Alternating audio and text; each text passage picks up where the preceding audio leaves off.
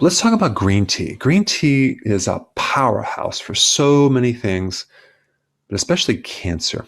Now, there's a lot of phytonutrients in green tea that give you all sorts of benefits, but the one that I want to focus on in this video is cancer. There's a very specific phytonutrient. It's called a catechin, and there's, out of all six, the EGCG is the most potent and most abundant. And when I say most potent, I'm talking about directed towards cancer. But this phytonutrient has a lot of benefits. It's anti-obesity, anti-lipid, chemoprotective. So let's say you were on chemotherapy because you had cancer. You'd want to be drinking green tea because it's going to lower the toxicity. It also has anti-proliferative properties, which means it has a potential to decrease the spread of cancer. It also helps you increase your own antioxidants like SOD and glutathione and catalase. It's anti-cavity. It supports your blood sugars. It's antimicrobial. And the list goes on and on and on. But as far as cancer goes, there's two different mechanisms that green tea can help you. One, which I just did a video on, which I'll put a link down below. FAS stands for fatty acid synthase. Now, anytime something has an ACE, that means it's an enzyme. So it helps make fatty acids. So it just so happens that this enzyme is overexpressed in certain types of cancer, which means that your cancer needs this enzyme and requires this enzyme for making part of its structure. So the phytonutrient in green tea can help inhibit the cancer from getting this enzyme. And EGCG is cytotoxic to cancer cells. So that's one mechanism, but there's another mechanism. A type of fuel that cancer can live on is glutamine. Now, glutamine is in pretty much every food that you eat. And it's not that I'm telling you to avoid glutamine if you're healthy, but if you have cancer, cancer cells can potentially live on glutamine. And it just so happens that the phytonutrient in green tea can inhibit glutamine as a potential fuel source for cancer. And the very cool thing about green tea is it's non-toxic. So green tea is a really good thing to add to your current plan. Now, I know this is going to come up as a question, so I'm going to bring it up right now. Since green tea can inhibit glutamine, and we need glutamine, is that going to create a problem?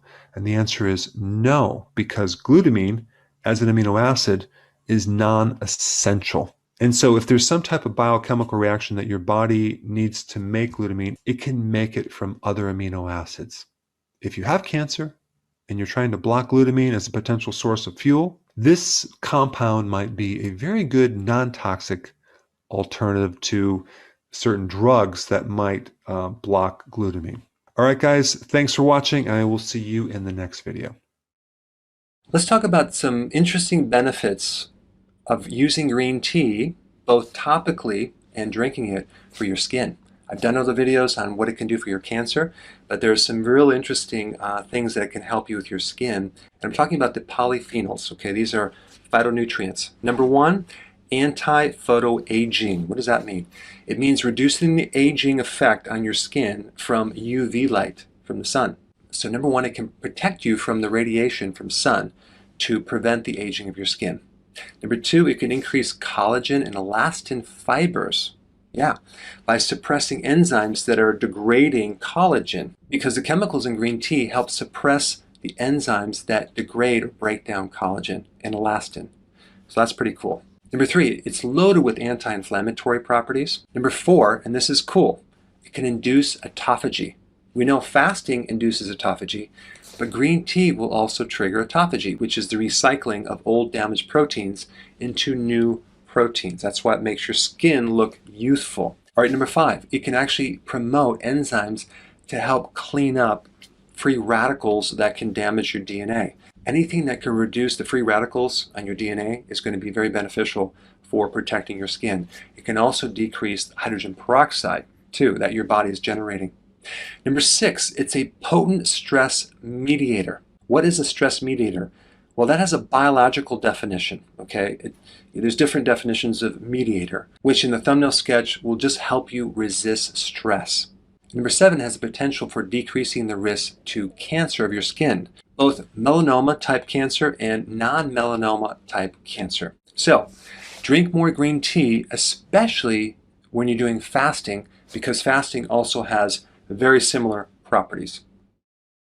Hey, before you go, if you're benefiting from any of my content, I would love to hear about your success story. If you're drinking a lot of tea, you should be taking vitamin B1. Now, I'm not necessarily talking about herb teas, I'm talking about black tea, like Earl Grey tea, English breakfast tea, English afternoon tea, and Irish breakfast tea. And there's quite a few others as well. But the question is, why does tea deplete you of B1? Because black tea has large amounts of tannins, okay? That's a chemical that inhibits the absorption of B1.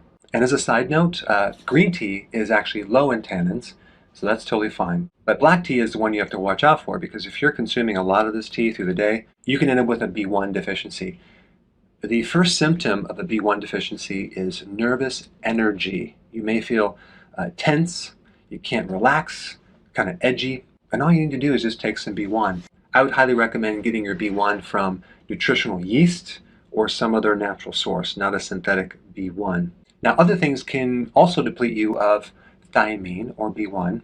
That would be red wine, grapes, coffee, sulfites, which actually is in dry fruit and wine, and it's used as a preservative. Consuming fruit that's not ripe yet, caffeine, alcohol, and sugar all will deplete you of vitamin B1. Now, probably out of all these factors, sugar is probably at the top of the list as far as depleting you of vitamin B1.